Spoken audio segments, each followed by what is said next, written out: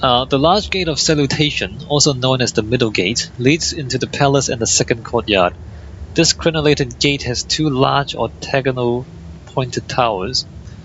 The date of construction of this gate is not clear, since the architecture of the tower is of Byzantine influence rather than Ottoman. It is speculated that the gate emulates the Gate of St. Barbara, the Cannon Gate, which used to be the royal seaside entrance to the palace gardens from the shore of the Bosphorus. An inscription on the door dates this gate to at least 1542, so it's not supposed to be in the game. In a miniature painting from the Hunnaname from 1584, a low-roofed structure with three windows above the arch between the towers is clearly visible, probably a guard's hall that has since disappeared. The gate is richly decorated on both sides and in the upper part with religious inscriptions and monograms of sultans. No one apart for official purpose and foreign dignitaries were allowed passage through the gate. All visitors had to dismount by the middle gate, since only the Sultan was allowed to enter the gate on horseback. This was also a Byzantine tradition taken from the Topkapi Gate of the Great Palace.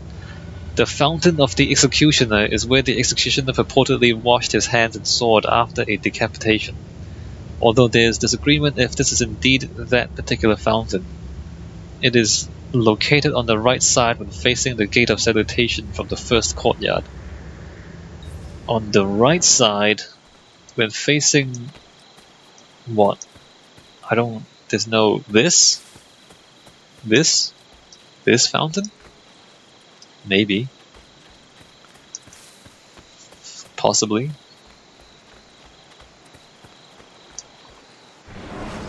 Alright, the second courtyard. Upon entering the middle gate, the visitor enters the second courtyard, or Divan Square, which was a park full of peacocks and gazelles. Full of peacocks and gazelles. Used as a gathering place for courtiers. This courtyard is considered the outer one. Only the Sultan was allowed to ride on horseback ride on the black pebbled walks that lead to the third courtyard. Black pebbled walks, peacocks and gazelles. Black pebbled walks? This? Peacock? We don't have any peacocks and gazelles here, although the shape of it is actually correct. They're not, I don't think they're raised. Yeah, so the general shape of the paths are correct. But it's mostly more open grass areas rather than these raised garden areas. Like that.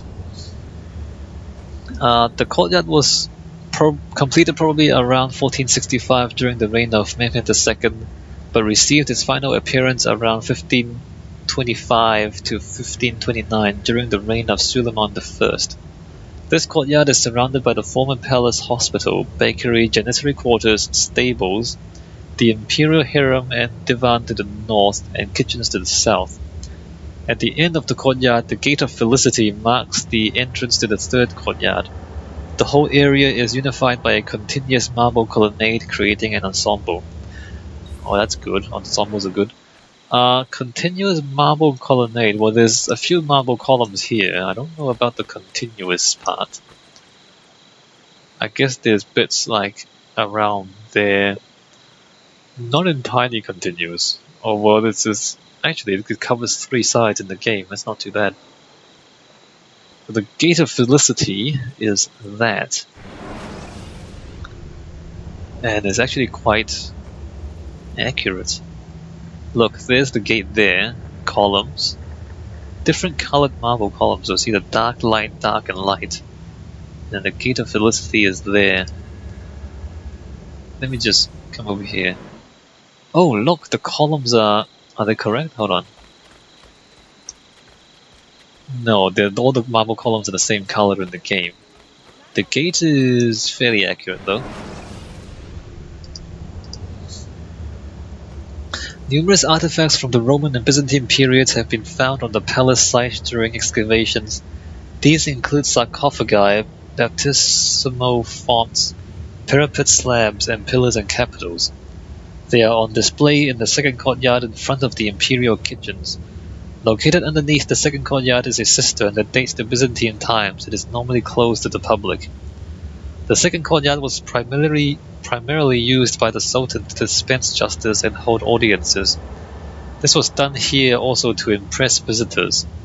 Various Austrian, Venetian, and French ambassadors have left accounts of what such an audience looked like.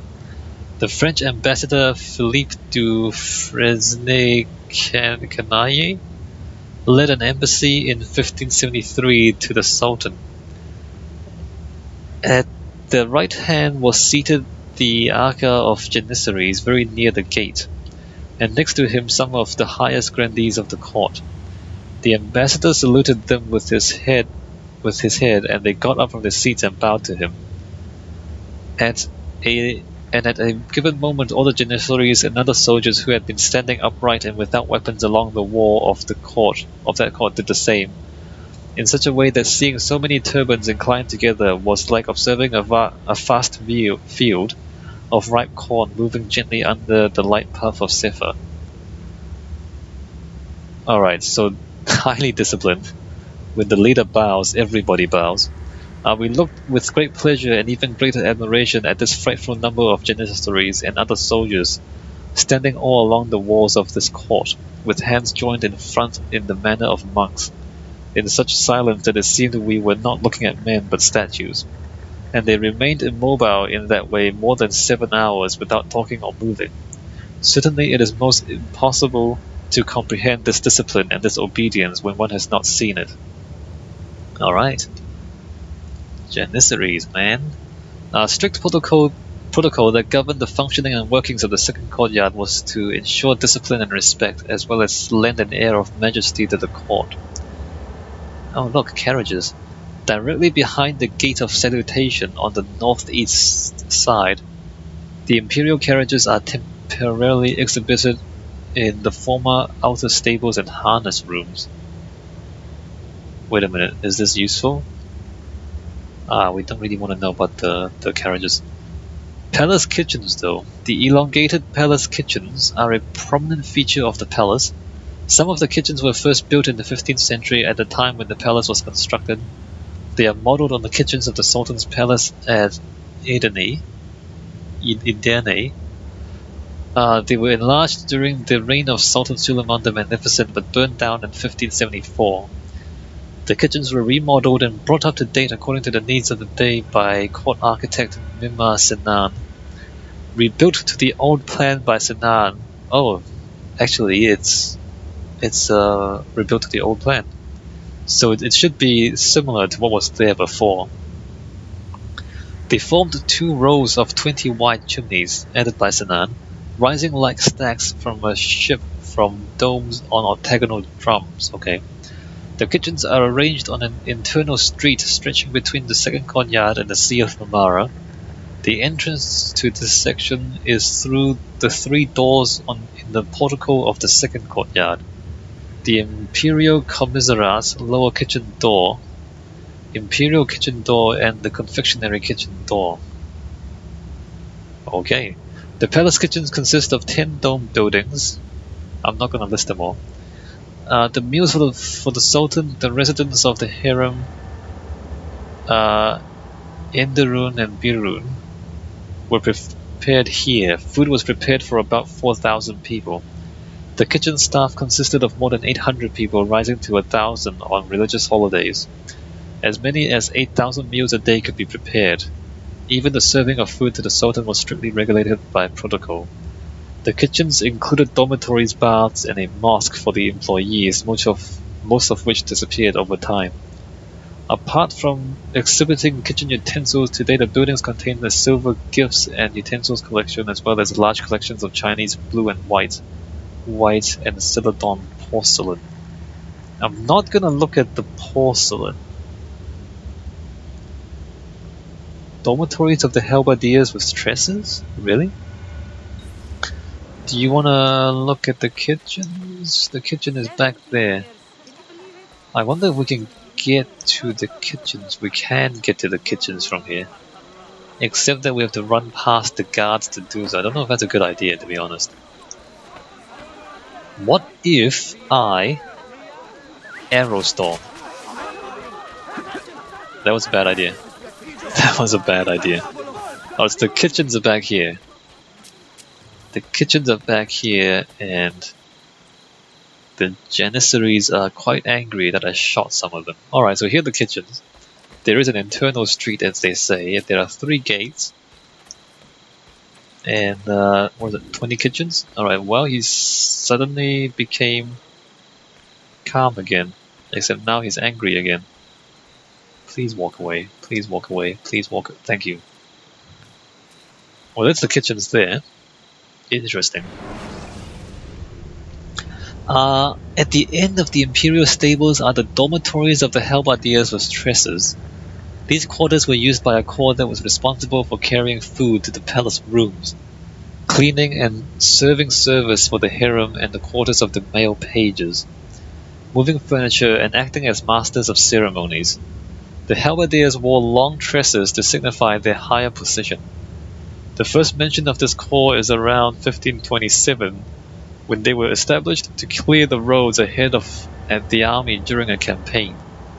The dormitory was founded in the 15th century. It was enlarged by the chief architect, Davud Aga in 1587 during the reign of Sultan Murad III. The dormitories are constructed around a main courtyard in the traditional layout of an Ottoman house, with baths and a mosque, as well as recreational rooms such as a pipe room. On the outside and inside of the complex, many pious fountain inscriptions about the various duties and upkeep of the quarters can be found. In contrast to the rest of the palace, the quarters are constructed by wood, which is painted in red and green. I don't even know where that is. So we were talking about the kitchens before. I don't know where that is. Let's climb up a little bit. And red and green and tresses, and I don't know what I'm looking at. Maybe I should look at the map. Dormitories of the Pavilion, Gate of Felicity.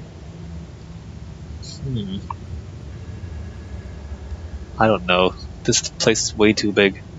Oh, 13. Quarters of the halberdiers with tresses. 13. 13 is... Oh, it's back here. Oh, that building. Okay, we're gonna run back around to the other side. Excuse me while I do that.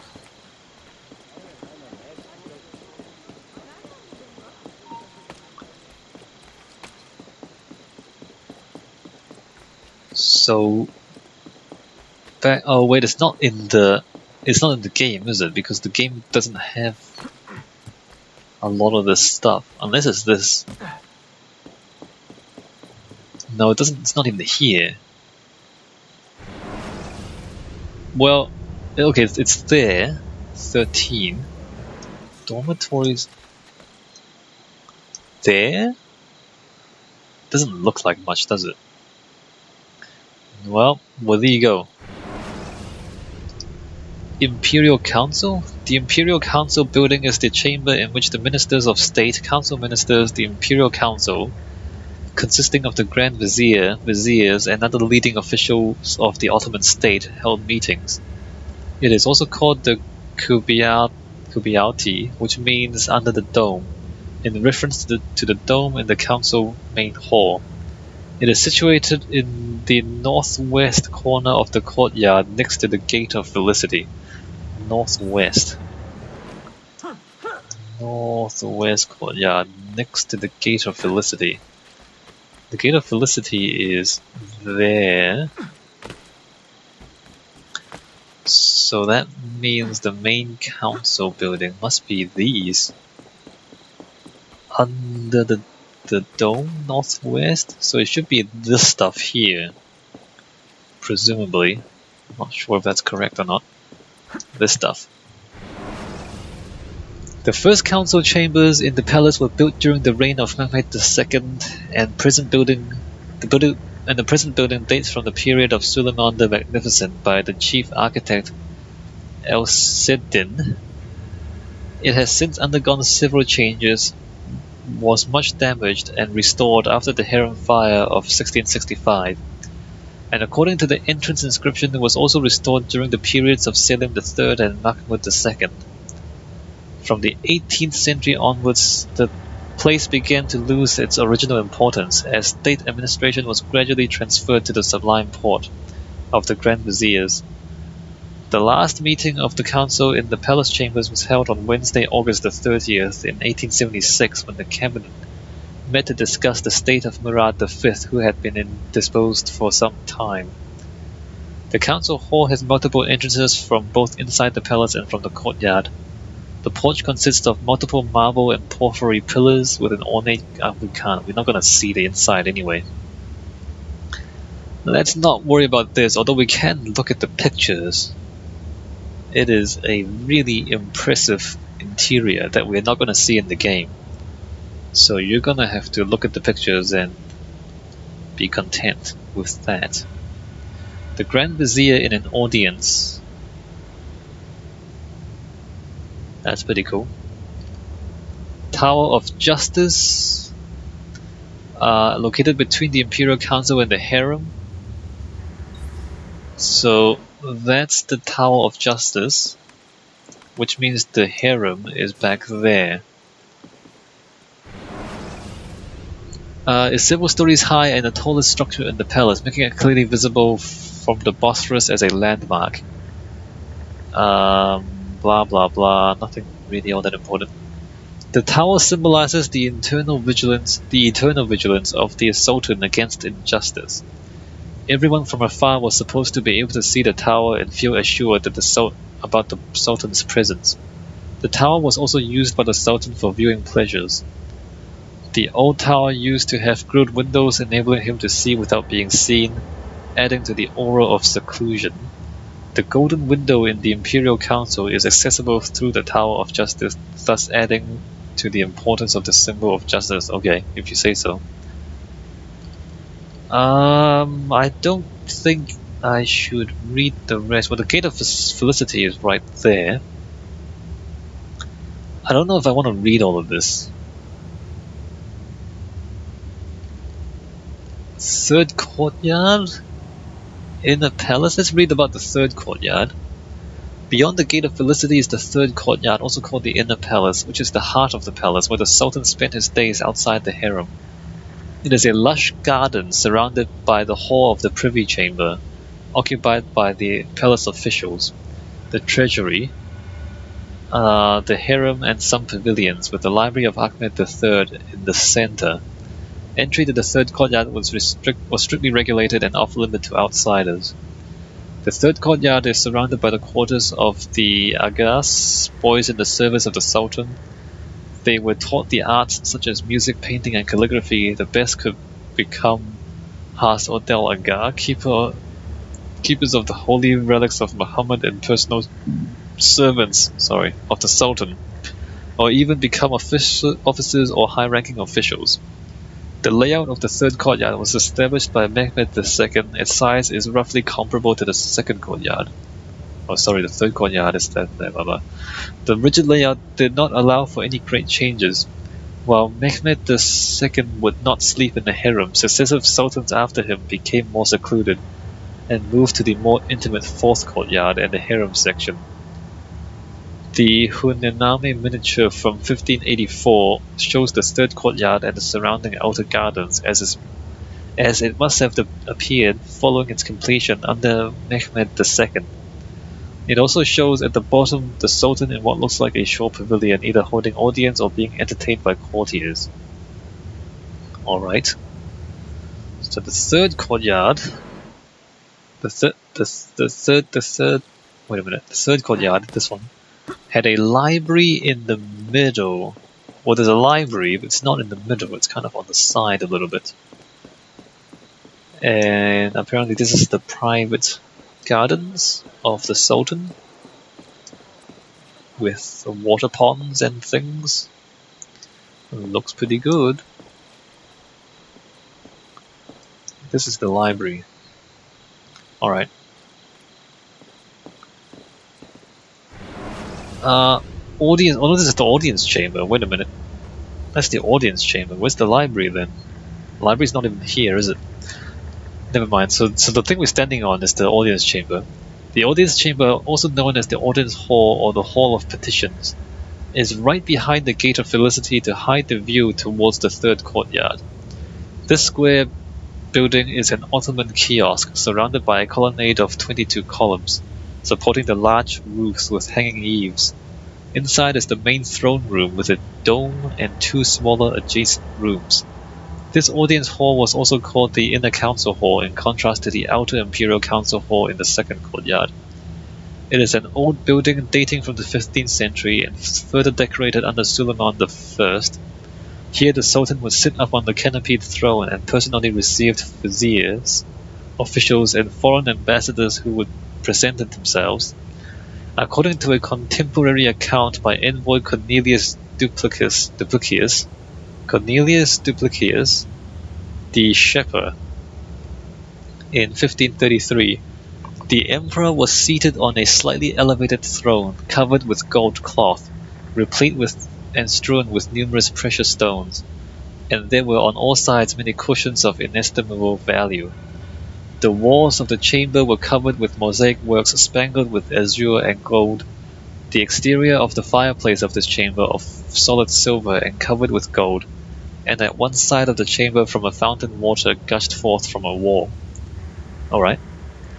The viziers came here to present their individual reports to the Sultan. Depending on their performance and reports, the Sultan showed his pleasure by showering them with gifts and higher offices, or in the worst case having them strangled by deaf-mute eunuchs. Okay, strangled by eunuchs. The chamber was thus a place that officials reporting to the Sultan entered without knowing if they would leave again alive. The most elaborate ceremonies were conducted during the reception of ambassadors who came escorted by officials to kiss the helm of the Sultan's skirt. The throne was richly decorated during the ceremonies. The present throne in the form of a baldachin was made by order of Mehmed III. On the lacquered ceiling of the throne, studded with jewels, are foliage patterns accompanied by the depiction of the fight of a dragon, symbol of power with Simurgh, a mythical bird. On the throne there is a cover made of several pieces of brocade on which emerald and ruby plaques and pearls are shown. Alright, it just got bling everywhere basically. The ceiling of the chamber was painted in ultramarine blue and studded with golden stars. The tiles that line the walls are also blue, white, and turquoise. The chamber was further decorated with precious carpets and pillows. This was to impress the visitors and hold them in awe of the power and presence of the Sultan. The chamber was renovated in 1723 by Sultan Ahmed III and rebuilt in its present form after it was destroyed by fire in 1856 during the rule of Abu Melsid I. Today's interior therefore is very different from how it appeared after completion. I don't think we can go inside anyway. It'd be pretty awesome if we can, but I don't think it's actually available in the game. Let me see. Alright, so there's the Gate of Felicity there. And there's the fountain. We can't go inside. Knock knock. Let me in. I want to see your brocades and turquoise. Is that a deaf-mute eunuch? Is he gonna strangle me? Alright, so we can't go inside. But we can read about it. 2 doors in front lead out onto a porch, another one in the back. The 2 doors in front were for visitors, while the third one was for the Sultan himself. The embossed inscriptions at the main visitor's door, having the form of the Sultan's monogram and containing laudatory words for Sultan Abdulmelsid I, date from 1856. The main door is surmounted by an... I don't know if I want to read all this. More inscriptions, more embossing, basically. Dormitory of the Expeditionary Force, let's leave that alone. Conqueror's Pavilion? I don't even know if that's actually there in the game. Hallway in the Conqueror's Pavilion? one of the oldest buildings in the palace. Magnificent view from the port. All the rooms open into the third courtyard through a monumental arcade. The Conqueror's Pavilion? What are we talking about? This one? Or that one? Or that one? One of these. I don't know which one. It looks like it's opposite. Actually, there's two domes at the top of it. Must be this one. Yeah, I think it's this one. Conqueror's Pavilion. Oops. Let me just roll around a little bit. So apparently the view from here is pretty awesome. Yes it is. Nice view, guys. I think. I don't know if I got this right or not. Imperial Treasury is inside the pavilion. Miniatures. More rooms, more rooms, more rooms, more rooms. The harem. The Imperial harem occupied one of the sections of the private apartments of the Sultan. It contained more than 400 rooms. The harem was home to the Sultan's mother, the Valide Sultan, the concubines and the wives of the Sultan, and the rest of his family, including children and their servants. The harem consists of a series of buildings and structures connected through hallways and courtyards. Every service team and hierarchical group residing in the harem had its own living space clustered around a courtyard. Great. The number of rooms is not determined, with probably over 100, of which only a few are open to the public. These apartments were occupied respectively by the harem eunuchs, the chief harem eunuch, the concubines, the queen mother, the sultan's consorts, the princes, and the favorites. There was no trespassing beyond the gates of the harem except for the sultan, the queen's mother, the sultan's consorts and favorites, the princes and the concubines, as well as the eunuchs guarding the harem. Alright, so the only people allowed is the sultan, the sultan's mother, the queen mother, consorts, favorites, princes, concubines, and eunuchs. The harem wing was only added at the end of the 16th century. Oh, it shouldn't be in the game. Many of the rooms and features in the harem were designed by Mimar Sinan. The harem section opened into the second courtyard, which the gates of carriages also opens to. The structures expanded over time towards the Golden Horn side and evolved into a huge complex. The buildings added to this complex from its initial date of construction in the 15th century to the early 19th century captured the stylistic development of palace design and decoration. Parts of the harem were redecorated under the Sultans Mahmud I and Osman III in an Italian-inspired Ottoman Baroque style.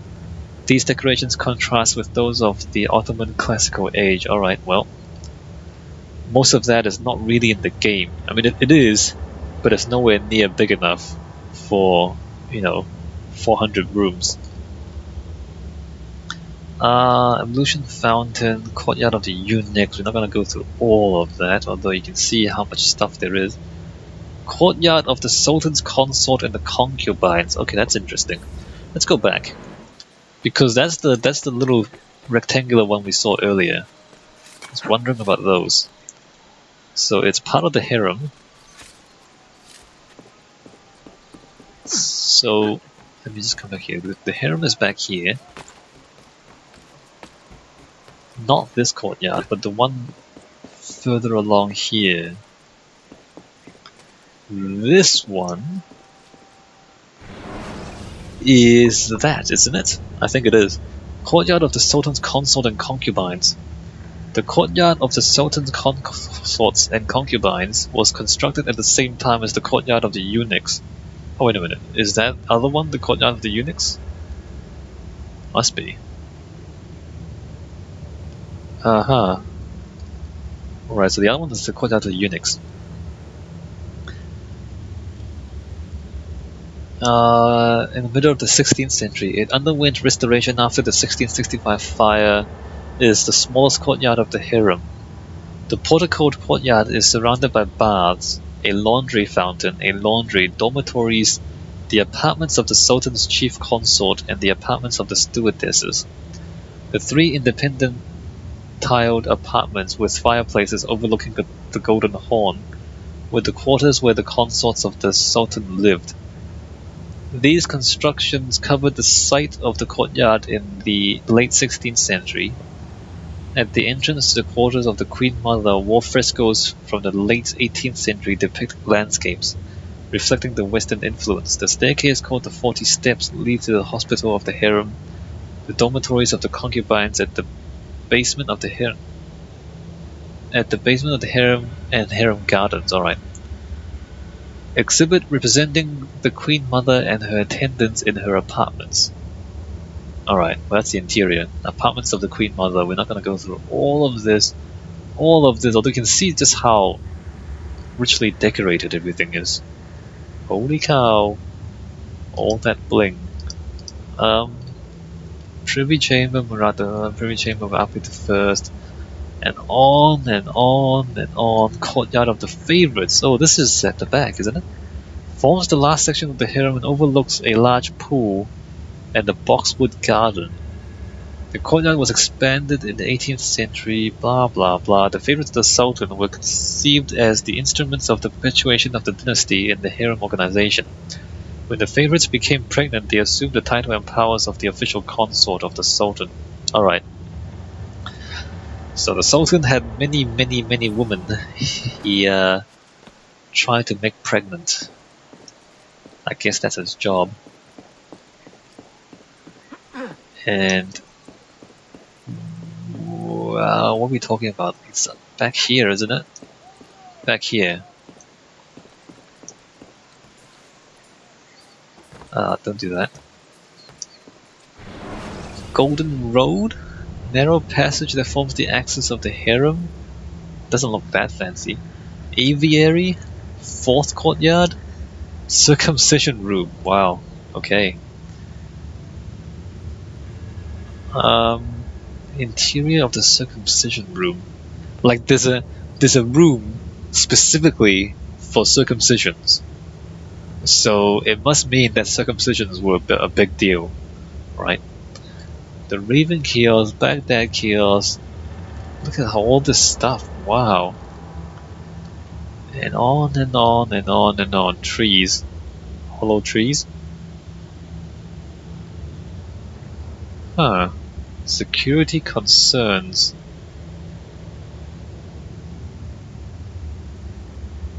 Interesting. The palace has been deemed lax on security and preservation by some experts who point out that the palace has no climate-controlled rooms or storage and is a security nightmare. Yeah, I can imagine. It's just thousands of rooms. Since many of the walls of the palace are 10 feet thick, it mostly escaped structural damage during the 1999 Izmit earthquake.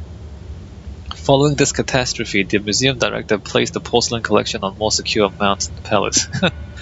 During a 1999 robbery, thieves stole portions of a 12th century Quran from a locked exhibit in the library.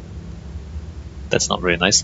On November the 30th, 2011, Libyan ex-police and revolutionary Samir Salim Ali El-Mashhavri, apparently copying the act of Norwegian extremist Anders Behring Breivik, attempted to massacre hundreds of tourists visiting the palace in the early hours.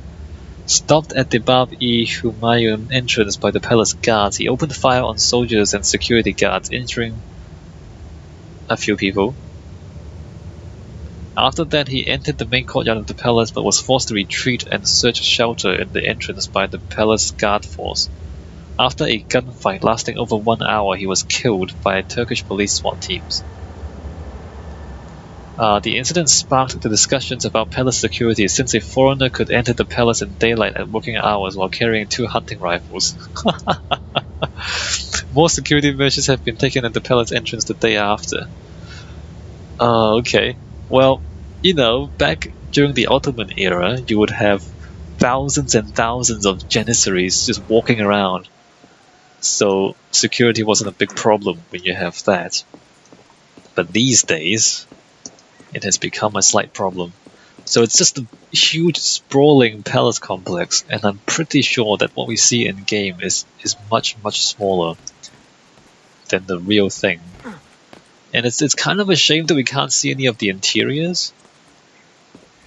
I wonder if they could have made a quest on the interior. In fact, the only real interior we've seen so far is the Hagia Sophia, right? We haven't really seen any other interiors in the game. Oh well.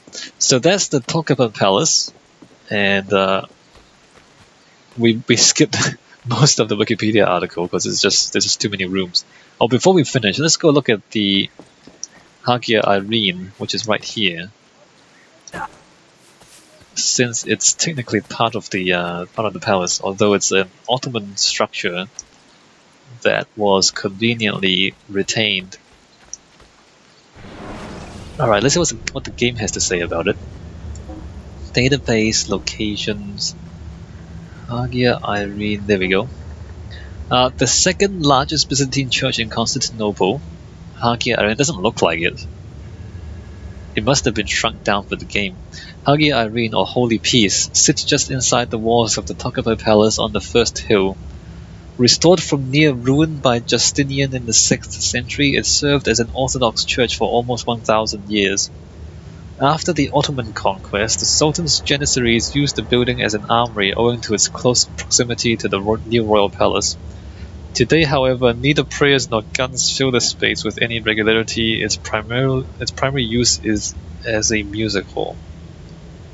Alright, that doesn't really say very much. Let's see if Wikipedia says much about it. Not that much. Hagia Irene, sometimes also known as Saint Irene, is a former Eastern Orthodox church located in the outer courtyard of the Topkapi Palace, Istanbul. It is open as a museum every day except Tuesday. If you want to go, don't go on Tuesday. Naming the church was dedicated by Constantine to the peace of God, and is one of the 3 shrines which the emperor devoted to God's attributes, together with Hagia Sophia, wisdom, and Hagia Dynamis, force. Wait a minute, what happened to Hagia Dynamis? Nobody knows about that one. The building reputedly stands on the site of a pre-Christian temple. It ranks, in fact, as the first church built in Constantinople. Roman Emperor Constantine I commissioned the first Hagia Irene, no reference, church in the 4th century. It served as the church of the Patriarchy before Hagia Sophia was completed in 360. From May to July 381, the first council of Constantinople took place in the church. It was burned down during the Nika revolt in 532. Emperor Justinian had the church restored in 548. That's just pretty typical history in Constantinople. Riots and fires and earthquakes.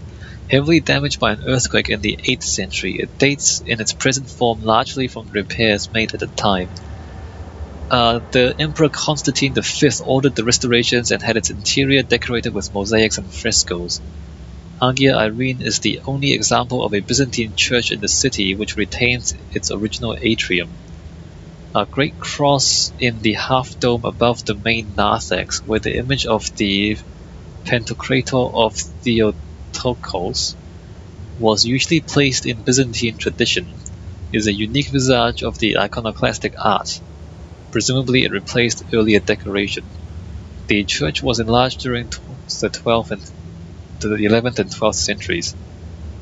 The cross in the half-dome above the main narthex is a unique visage of the iconoclastic art. Alright. The church measured 100 meters by 32 meters.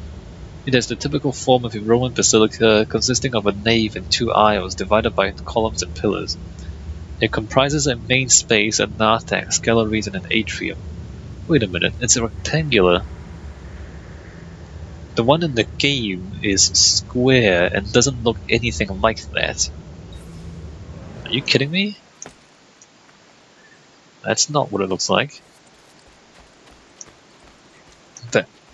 Wait a minute. That's not what it looks like at all. Or is that? No, it's not that neither. What on earth is going on here?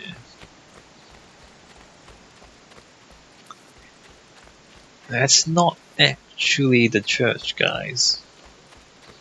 That's not actually what is happening here. Am I missing something, or is this not the church? Okay, well, this is not really the Hagia Irene that we know about.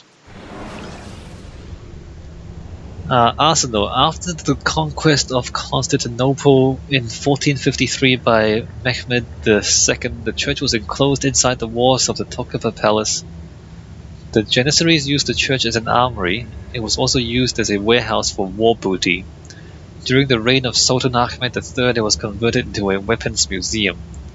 In 1846, Marshal of the Imperial Arsenal Ahmed Fethi Pasha made the church into a military antiques museum.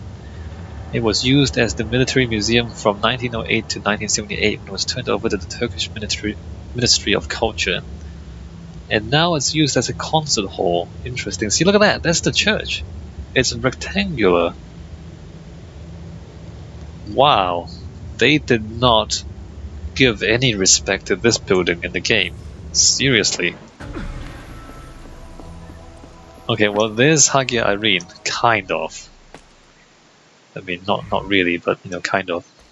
Alright, well, there's our architecture tour of the Topkapi Palace. I mean, we read a lot about it, but we didn't get to see very much in the game, because most of the interesting stuff is in the interior, isn't it? Alright, so I'm going to end this video here. When we come back, I think I want to look at the mosques / churches.